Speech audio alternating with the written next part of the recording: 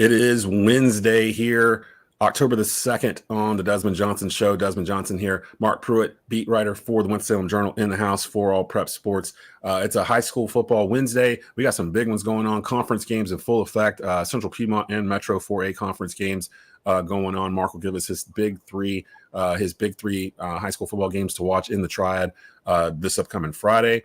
Head coach Todd Willert from East Forsyth is going to stop by around 12:50 to help preview East Forsyth versus Mount Tabor, which is a matchup between two of the higher-ranked teams in 4A in the state of North Carolina. And breaking news of sorts that came out yesterday, a judge in Wake County has ruled that public athletes in North Carolina can receive NIL. And I haven't checked to see the latest on that. Last I saw, it just needed a signature, and this could start immediately. So we'll talk to Marc about all that and more. This is where you get your high school football fix each week before we get into Fridays. It's the Desmond Johnson Show. Live with Desmond Johnson, son, the live is one. Represent NC to the fullest. Yeah, welcome to the Carolinas. Everywhere you go, the sky is Carolina blue, the finest. Live action, feedback, the city need that. I've been number one, no cap. Here's the recap. Adrenaline is my addiction. I'm about to relapse. Step on the turf if you want and get your weed whack. I'm going harder than a martyr on the slaughter end. It's the heart of man, that's a rap like a cardigan. I'm breaking records, it's fourth and inches, I count the seconds. The over-under's my roar of thunder, my secret weapon. Yeah, the game is to be told. I don't break, I break modes. Follow me on Tobacco Road.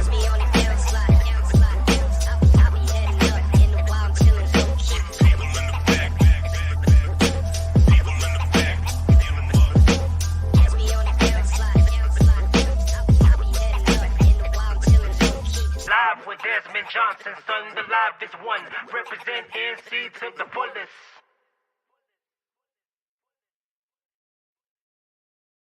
And welcome into a brand new Wednesday edition of the Desmond Johnson Show. I am your host, Desmond Johnson, as I try to get my camera situated here. Joined by Marc Pruitt from the Winston Salem Journal. Marc, what's up, man? We're in the meat of conference play now. We've already had a couple of clashes of undefeated squads in the Triad, and got some more coming up here this week. What's going on, brother? How you doing? Doing great. Rubber hits the road now. We're in conference play all across the state, and got some good ones coming up this week, as we always do, it looks like. So we got Marc's big three coming up. You can also preview it in the Winston Salem Journal a little bit later on this week, but he'll be giving us his top three high school football games to watch this week, and we do have some that are out there.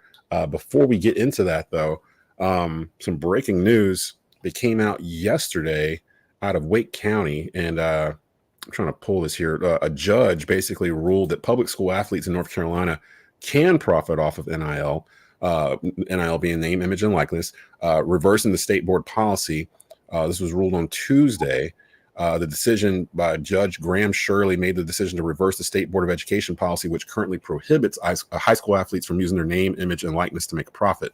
Tuesday's ruling came as part of a lawsuit brought by the family of Faison Brandon, the junior quarterback at Grimsley High School. He is the number one rated player in the nation for the class of 2026. He's already committed to Tennessee. Shirley ruled that the state board's proposed permanent rule for NIL, which could go into effect at the start of next year, would be the new rule immediately. So this changes some things. When Faison and his family started this lawsuit, one of the things that we were kind of questioning was that even if the state reverses it, it still wouldn't help him, because it would still be like a full calendar year before they would actually take effect. He would already been graduated by then. So that was kind of one of the things that was like, well, how are they going to make this better to benefit him, because he still has another year of eligibility after this year. Brandon had an NIL offer from a national trading card company. He wasn't able to accept it. I'm not going to put out there how much was out there, but it's easy to find if you really want to go look and see how much he was potentially going to get for it. So I'm not sure if that means he'll be able to do that now, or what have you heard, if anything, Marc, regarding this and local athletes here in the area in terms of does it change anything really? Because we were thinking it was going to funnel kids to private schools, but now I don't know. Yeah, I think I think this was inevitable. I think it's happened sooner than probably people expected with this ruling yesterday. And my understanding is all the judge has to do now is sign this written order, and it goes into effect immediately. So kids can start getting offers with the help of their parents. I think that's a big key.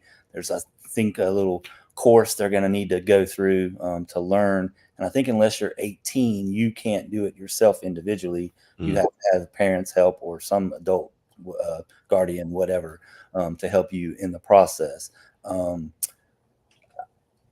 they were going to vote on this. I think the State Board of Education had approved public discussion about this, and it was going to be put to a vote in January. So I think it just kind of moves up that timeline a little bit with the immediacy of it. So I'm curious now to see what might happen with Faison. Kendrick Harrison back at Reidsville now. Yeah. I know he's already had a bunch of offers come his way, which is why he ended up transferring to Providence Day School down in Charlotte for the first couple of games of the season, and now he's back at Reidsville. So I think it's going to greatly benefit those higher profile guys that are already on everybody's recruiting radars. They're top 3, top 5 players at their positions or in the country or for whatever class they're going to be in. And I think it could help provide. I saw an interview that Kendra did yesterday with High School OT, where he was talking about how his mom works 3 jobs now to support him and his family. And he thinks it's great because it can help ease that financial burden on his family, based on a lot of the reports I think both you and I have heard about what he was going to receive had he stayed at Providence Day. But Yeah. I think I don't know Faison's situation like I do Kendra's, but I think the opportunity for them obviously is something that can help set up them and their families for quite some time. I'm interested to see how it impacts, not those elite high school players, but the guys that are, they might go on to play in college for D1 or D2 or D3 or whatever. But having the car dealership throw him a couple $100 a month or a pizza chain, throwing him some money. That's a big deal to those kids because a lot of them can't really work during the high school season because their basic job is to play high school football. So. And that's the thing. That's the thing too. I was talking to a couple coaches after this went down yesterday, and they were like, "Well, part of this is some people don't understand exactly how it works out." So, say like that kid that gets the car dealership in this local town, they want him to be in a commercial or a radio spot with Tobacco Road or whatever it might be. The kid can't use the school. It's his name, image, and likeness, not the school. So he can't say it's Joe Bob from East Forsyth High School or whatever. Just, hey, I'm quarterback Joe Bob, and this is Bob. This is Dave's Cars or whatever it might be. But to your point, and I was thinking this before they even made the ruling, just from dealing in high school football in the state of North Carolina the past 6 or 7 years, there's only one Faison Brandon. It's not like there's a Faison Brandon every year that's like the number 1 ranked team person in the whole country. I know we've had some talent through here the past couple of years, but you can count it on one hand, really, in terms of nationally top 5 ranked type players that you're talking about that kind of money. Those elite level guys, yes. Yeah. And I think, and that's why I say I'm more interested to see what happens, as it filters down into, the people that might not be household names to the general public that play. They're great players, but they're not Faison. They're not Bryce Baker. They're not Kendra Harrison. There's a lot of talent around here, and surely there will be some local businesses that want to try to help that kid out, however they can do it. I know there's going to be a lot of mixed reactions on both sides of this. I heard some yesterday. I think you were saying you did too. I did. And I was surprised, actually. I thought that the coaches wanted this, which is why they were kind of rooting Faison on to do this, because I think they were worried about losing their own players. But now it's like, I think it will get mixed from coaches. Yeah. I mean, I've seen a lot of negative from the coaches that, in certain cases, some of these kids could end up making more money to play football than their coach makes to coach the team. That's what I was hearing yesterday, that if that happened, that they won't coach anymore. Like if they got to a point where there's a player on their team in high school that's making more money than they are, because it's not, these coaches in North Carolina don't make that much money coaching high school football. I think South Carolina coaches make more. Georgia coaches definitely make more. But I think the buy-in would kind of be gone. It would be lost a little bit from the player because it's like, okay, why do I need you to do something for me right now? Because I'm getting paid all this money now. So I think that's probably one of the big concerns is that the purity of the competition and the game days and all that would sort of be lost because the kid now he's got that out financially. Good for the good for the kid, great for the families. But I do think it does lose a little bit of the purity from the game.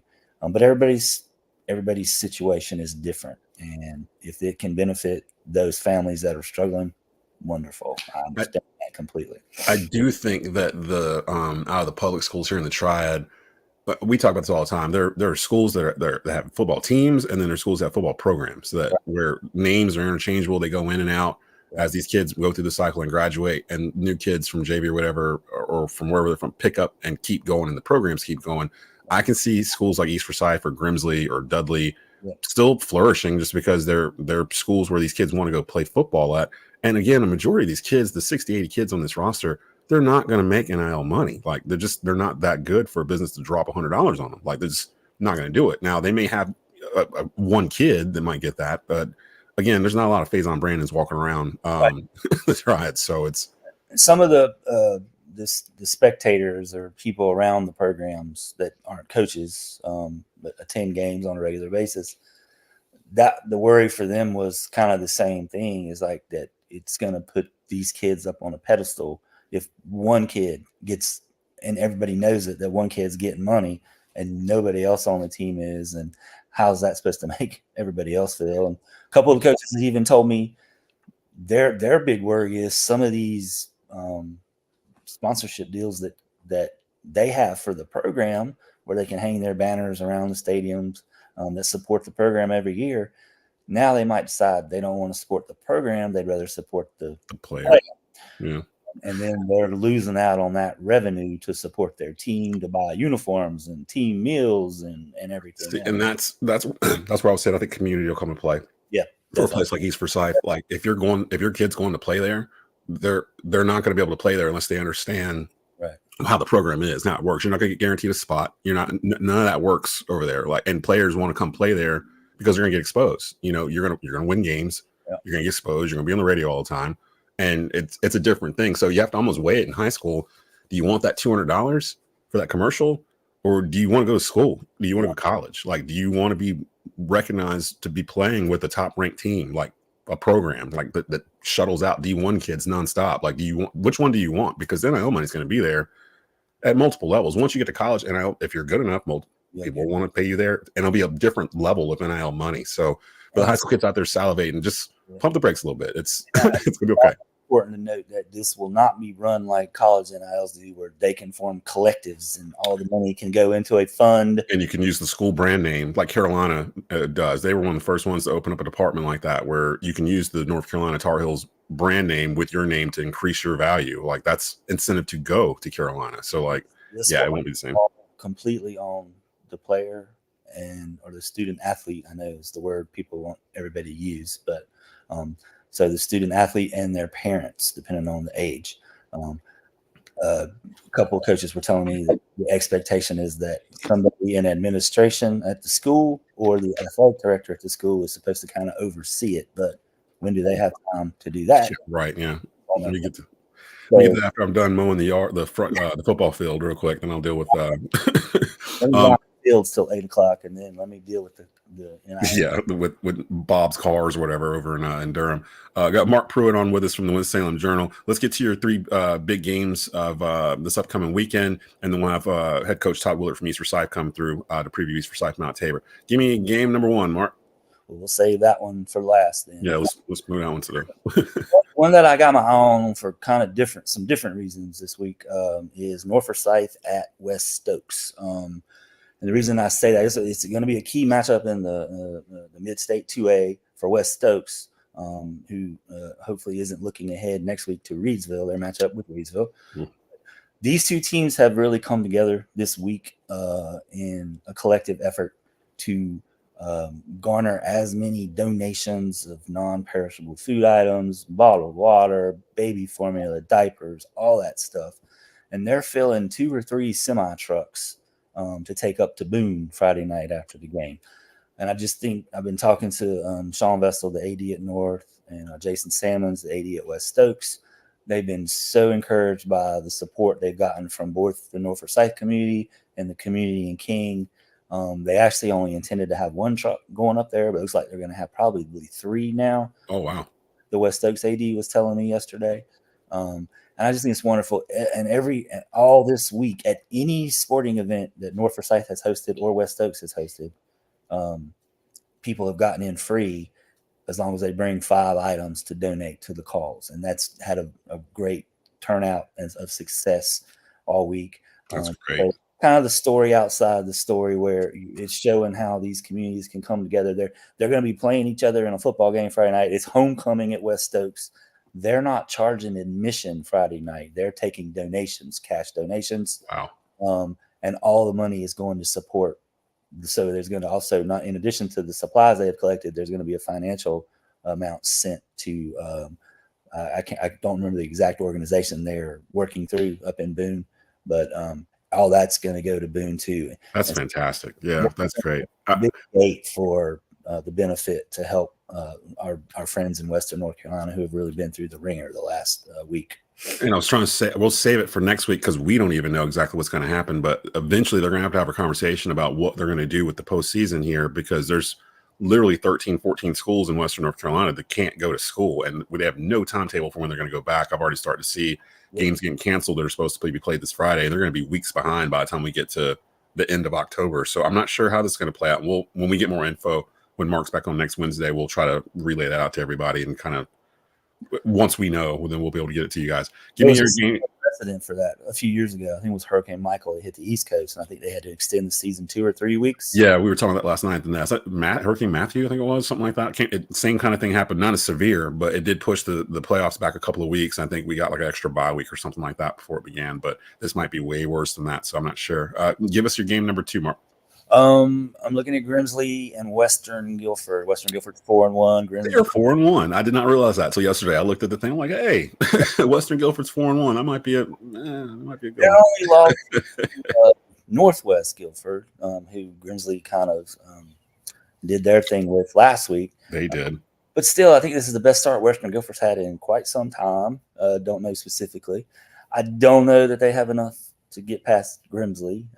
I would be shocked if that were the case. But again, this is another team having a good season. That if anybody's going to kind of lay claim to the Metro, Northwest Guilford proved that wasn't going to be them last week. Western Guilford has a shot, and then Northern Guilford is still undefeated as well, and they'll have a shot later in the year. I think it's the last game of the year, if I'm not mistaken. Yeah. Maybe you can see a competitive game out of this one with all Grimsley has, with all the weapons, and but it's been a good season for Western Guilford so far, and I'm sure this would be quite a notch on the belt buckle if they can pick up a win there. Yeah, Grimsley hasn't lost a Metro 4A conference game since 2019, like pre-COVID. So yeah, it would be a huge feather in the cap for West. Tall task for sure. Yeah, but hey, Western Guilford 4-1. The Metro, Grimsley got knocked last year because the Metro was kind of weak in RPI. So as they went through the conference, they started falling in RPI, and they ended up. They probably should have been the 1 seed by the time we got to the end of the year, and they weren't because of their conference schedule. Same with East Forsyth. They dropped in RPI when they hit that little hot spot in the middle last year when they were playing Reynolds and Parkland, and Reynolds and Parkland are now a little bit better than they were last year. So that the RPI is going to help both schools, as they're both near the top of the RPI rankings as we go into conference mode. Got waiting backstage, head coach of the East Forsyth Fighting Eagles, head coach Todd Willert in the house as we get ready to preview East Forsyth Mount Tabor. Coach, before I get your words on this upcoming game, I want to get Mark's words on what he is thinking going into it, because he finally got a chance to see our squad last Thursday when he came through and watched us in the rain. It was the first time you really got a chance to see East with live bullets, right, Mark? Yeah, I've been to a couple of practices. I was at the Grimsley scrimmage, but yeah, I wanted to make sure I had this one on my calendar finally to get out there. I was going to get out there week 1, but some other circumstances occurred that forced me to go elsewhere. But you didn't miss a whole lot on week 1. You didn't miss a whole lot. I just wanted to get out there and see what I thought I knew was going to be, and I kind of saw that Thursday night. Real impressed with everything. They were clicking everywhere, scored on first 7 possessions of the game, and it was basically over at halftime. So didn't miss too much. They, with the rain, went back to the traditional Eagle ground and pound, over 300 yards on the ground. Yeah. Much tougher task coming up here. Did we have Tashawn on last week? I think we did have him on last week. Yeah, so we had Tashawn on last week. He previewed Tabor versus Reynolds because they had a little thing going on back and forth. But I think East and Tabor. Well, you can speak to this, Coach. East and Tabor. Yeah, it's a rivalry game, but it's not.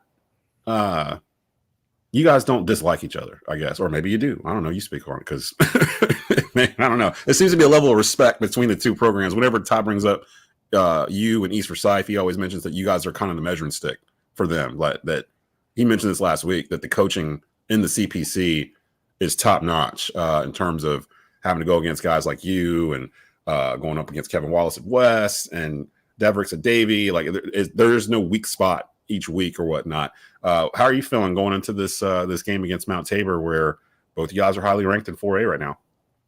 Yeah, I think it's a pretty good rivalry. Me and Ty are good friends, so we don't have any ill will at all, But, it's a rivalry, but it's not. I think it's more of it's just two great programs that have been very good for many years. So it's just like a good game, Obviously, our true rivalries are probably with Glenn and West Forsyth. But I think it's just about two good teams year after year battling each other. And that's kind of where we're at. It's going to be a good one Friday night. Mark, you got any questions for Coach?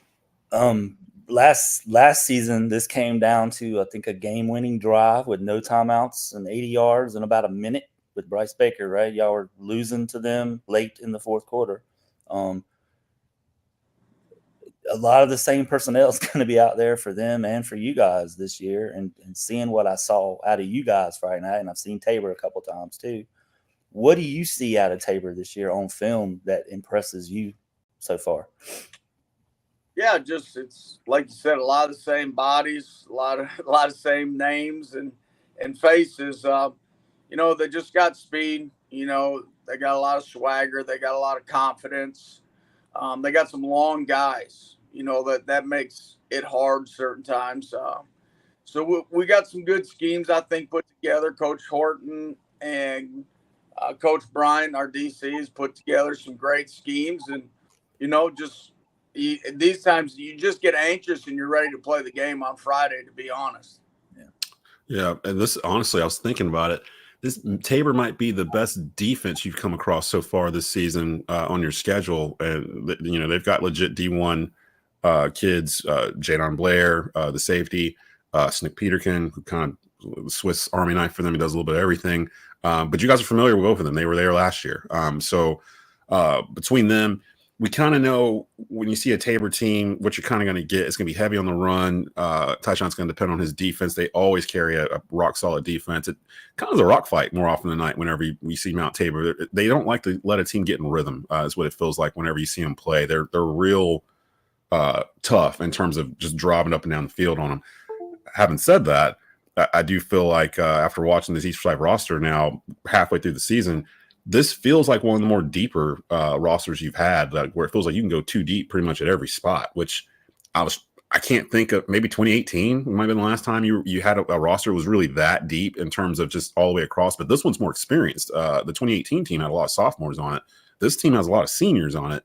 Talk on the players' mentality this year, winning the CPC last year, coming up short in the playoffs.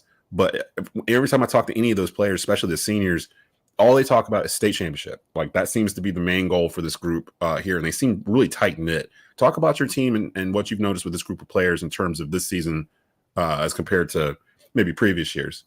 Yeah, I think getting bumped out of the playoffs early last year kind of was a reality check for some of us. And I think we learned from it in all off season. We kind of dealt with that, kind of fueled us. And going into tonight, we have a lot more depth. A lot of our guys that came up from the JV squad have really contributed, this year. And I think that's going to continue to happen and to make us great. And, the other thing is these guys do a lot of things off the field together. Yeah. A lot of times you see guys that they don't do that. These guys do.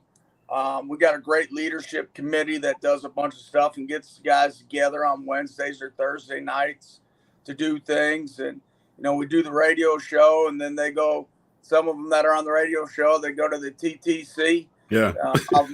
But you'll have to listen to our radio show to know what the TTC is. But Rod Thunderberg takes those guys to do that. And, it makes a difference when you bond outside the football field. It really does. And actually, I can tell the difference from, I know you guys joke with me about it all the time. I am the voice of the Eagles, but I do deal with a lot of other high schools. And I can see it. Like, I was talking to my wife last night when we were doing the nest, and it was literally probably about 10 minutes before we started. And the room was already packed. Like it always is. Like the room was already packed before we started. And Mark, you should come to have you ever been to a nest taping yet? To a nest yet. But I would say, and to kind of go on your point, last night when I was at practice, it's a good 20 minutes after practice is over, and Bryce is still out there with the wide receivers throwing routes to them, and they're out there cutting up and laughing. And yeah, I think Coach Willert had already gone up to the locker room too, and I was actually talking to Robbie Whitney about some stuff, Coach. And all I could hear was Bryce and those guys back there still going through some stuff, having fun, cutting up, and they were trying to see, I think, who the fastest one of them all was, and it was fun to see that. Look, from what I've seen so far the past 2 weeks, it might be Corey Blair, the kid that just transferred in. He kind of put on the Jets Thursday night in the rain and kind of left everybody on an 80-yard touchdown run to seal the game. But I've noticed that too, that you get certain groups that come in. And some of these players have talked about it. I've talked to Bryce about this before, where he was like, well, last year was kind of different because it felt like we were more clicked up. Like there was different groups that hung out with each other, but we didn't all hang out with each other. And like this year, it can be a D lineman, a wide receiver, Bryce, a running back, and they're all going to get something to eat or something like that. Just little things like that. And they mentioned last night they do things once a week where they're all at somebody's house, or just you kind of get a sense of togetherness, like with this group with East. I think it can be a really special group. But again, like Rod always says, it's 1 week at a time. Like you can't look forward. You can't worry about what happened before or after. You just got to take on what's going on in front of you. And right now it's this pretty good Mount Tabor team that you'll see on Friday. Mark, give me your keys to this game. It might be awkward to say it in front of Coach Willert, but what do you think? What do you think Mount Tabor needs to do to beat East Recital Friday night? Maybe to put you on the spot, but it seemed like a fun way to. What I've seen. What do you think, Mark? What do you think? How they go beat him? Coach the scouting report. I've seen a bunch of big plays out of Tabor this year, and that's whether that's the Snook, whether that's the Jadon when he's in at offense. Mount Tabor's defense has been very punishing as well. They're pretty solid. Got some good defensive tackles up front. John Cole's one of those. Linebacker Malik Garrison is he's a beast. And in the secondary, you got Jadon back there patrolling. He laid some hits on Monday night against Reynolds. The Tabor defense is good. From what I saw out of East, the offense is pretty balanced, very steady the other night. Great passing attack. JP's been tearing it up. Corey Blair's quite an addition. And I joke with Tyshawn Monday night. I was like, how in the world did that guy not end up with his cousin at Mount Tabor? We didn't even mention that. To show you Jadon and Corey Cousins. Yeah, so the Blair family. I'm very interested to see how this one shakes out Monday. I think I joked with Coach after the game Thursday. I think the only mistake I saw you guys make was on the mishandled snap on one of the extra points that would have made it 42-0 in the second quarter. Yeah. So you could have had the running clock throughout the rest of the game. Me and Rod were upset about that too, because we wait for running clocks. We live for that. Coach, what do you think? How you feeling with your team going into this game? What do you think you guys need to do to take care of Mount Tabor on Friday? We gotta do a lot better. Last year we let them back in the game. If you remember, they had the scoop and score going in the score, and we fumbled, and they picked it up and returned it like 80-some yards. And then we had scored again and kind of got momentum back, and we kicked it to Snook, and he returned it for a touchdown. Yeah, that was a wild game. Yeah, I remember that. Yeah. They faked the punt on us last year, so we got to win special teams because they're really well coached in the special teams area, and we definitely can't allow their defense to score. It's hard enough to stop their offense. We can't allow them to score in the other two phases of the game, and that's something we've really focused on this last week. So we got full slate Friday on Tobacco Road Sports Radio. The Guilford County game of the week is Grimsley versus Western Guilford. Surprise, Western Guilford 4-1. So that might turn into a good one. That's a great job. He does a great job, Timmons. Oh, over at Western Guilford. Yeah. Again, I didn't even realize it until I looked at what I had to do Friday. I was like, oh, wait, Western Guilford's 4-1. Like that. Grimsley's going through a little stretch here where they got to play. They played Northwest last week. They were undefeated. And they're playing Western Guilford. They're 4-1. Northern's at the bottom of their schedule. So the Wetro hadn't been the cakewalk that it had been the past couple of years. So we do have Grimsley versus Western Guilford on WCOG. 7 o'clock pregame with Chase Williams and Coach James Wilhelmy. 7:30 p.m. kickoff out there. The WTOB game of the week is East Forsyth Mount Tabor. Myself and Rod Funderburk will be in the house at Mount Tabor. It's a 7:30 kickoff because it's also a My 48 game. But don't watch it on TV. Just listen to us on the East Forsyth Sports Network, and you're good to go there. And I believe we also have Glenn and West Forsyth, if I'm not mistaken. I believe that's on the Glenn Sports Network also. There may be a Southwest Guilford game. We got a bunch of games, so we'll figure it all out and put it out for you. But those two are the main two radio games for this Friday.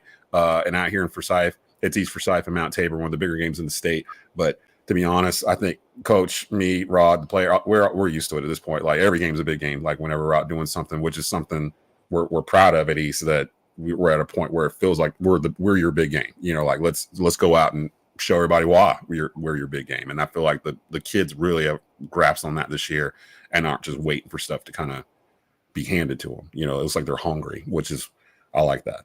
I like that a lot. So any last words, Coach, you want to give out to Eagle Nation before we get you out of here? And you got to get back to work. You guys do. It'll be a heck of a battle. Hopefully the Eagles will travel large over to Mount Tabor. And, you know, hopefully we get out there with the win. We just want to win by 1 point. I can almost guarantee it won't be a running clock, guys. So, yeah, me and Rod were talking about. I was like, I don't think this is the week we're gonna have a running clock. So me and Rod are prepared to be out there past 11. Okay. So we will be out there Friday. We'll be back with a new edition of the Desmond Johnson Show Friday as well. Of course, it's TGI Friday that day on Tobacco Road. There's plenty of programming for you guys so you can get ready for high school football Friday night. For Coach Willert, for Marc Pruitt, I'm Desmond Johnson. We will see you Friday on another edition of the Desmond Johnson Show.